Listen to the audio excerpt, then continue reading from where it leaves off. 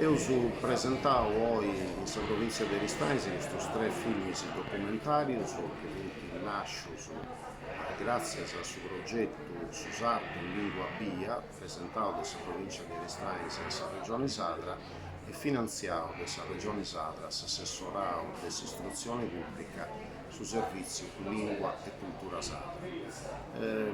Questa faina nasce con due spunnas l'uso del importo. La prima è quella di seguire a fottiai e dei spragi la lingua storico-identitaria nostra, questa provincia di Ristaisi, che è la lingua sadra.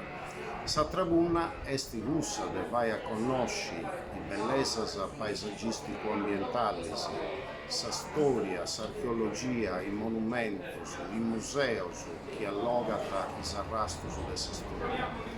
L'enogastronomia, gli ambienti, i paesaggi, i mandiari belli, il vino.